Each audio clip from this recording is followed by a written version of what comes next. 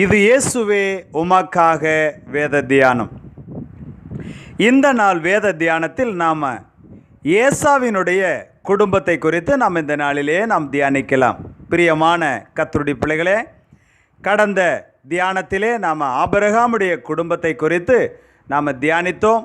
அது அநேகருடைய வாழ்க்கையில் அது ஆசீர்வாதத்தை தந்ததென்று அறிய தேவன் நமக்கு கிருபையை தந்தார். பிரியமான கர்த்தருடைய பிள்ளைகளே, இந்த நாளிலே நாம் ஏசாவினுடைய மனைவிகளை குறித்து நாம் இந்த நாளிலே நாம் தியானிக்கலாம்.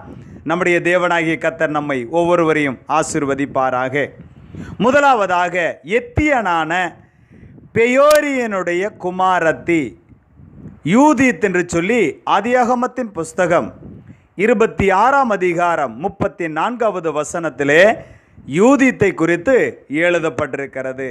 பிரியமான கர்த்தருடைய பிள்ளைகளே, இரண்டாவதாக எத்தியனான ஏலோனுடைய குமாரத்தி.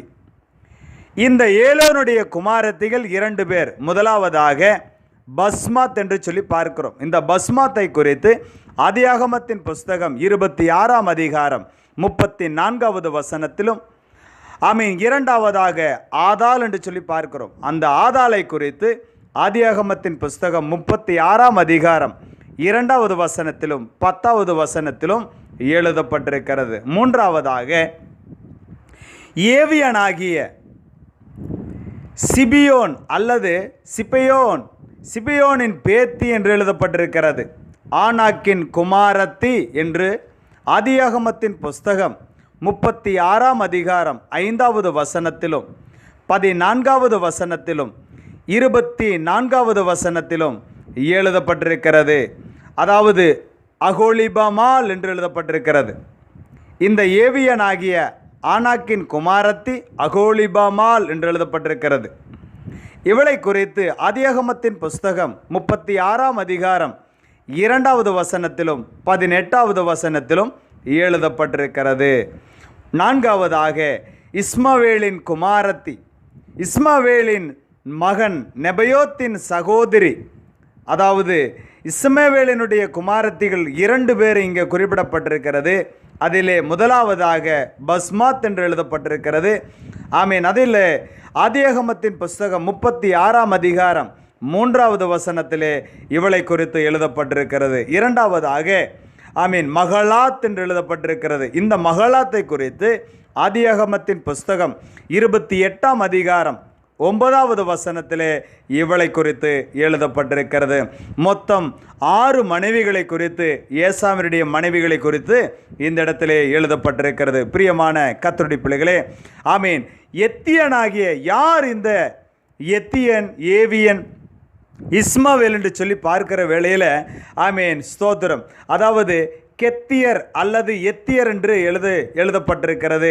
இவர்களை குறித்து, இந்த எத்தியனை குறித்து ஆதியாகமத்தின் புஸ்தகம் 25ஆம் அதிகாரம் 10வது வசனத்திலும் 27ஆம் அதிகாரம் 46வது வசனத்திலும் இந்த எத்தியனை குறித்து எழுதப்பட்டிருக்கிறது.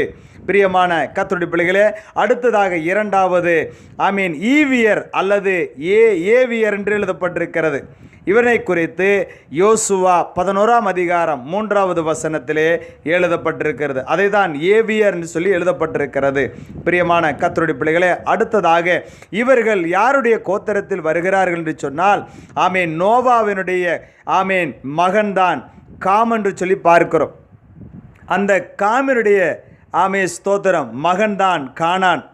இந்த கானானுடைய பிள்ளைகள்தான் இவர்கள் என்று சொல்லி ஆதியாகமத்தின் புஸ்தகம் 5ஆம் அதிகாரம் 32வது வசனத்திலே எழுதப்பட்டிருக்கிறது. 6ஆம் அதிகாரம் 10வது வசனத்திலும் ஆதியாகமத்தின் புஸ்தகம் 10ஆம் அதிகாரம் 6வது வசனத்திலும் ஆதியாகமத்தின் புஸ்தகம் 10ஆம் அதிகாரம் 15வது வசனம் முதல் 18வது வசனம் வரையிலும் 1 நாளாகமத்தின் புஸ்தகம் 1ஆம் அதிகாரம் 13வது வசனம் முதல் 16வது வசனம் வரையிலும் இவர்களை குறித்து எழுதப்பட்டிருக்கிறது. பிரியமான கர்த்தருடைய பிள்ளைகளே, நம் அடுத்த குடும்பத்திலே ஏசாவினுடைய பிள்ளைகளை குறித்து நாம் தியானிக்கலாம். நம்முடைய தேவனாகிய கர்த்தர் நம்மை ஒவ்வொருவரையும் ஆசீர்வதித்து வழி நடத்துவாராக. ஆமேன். God bless you.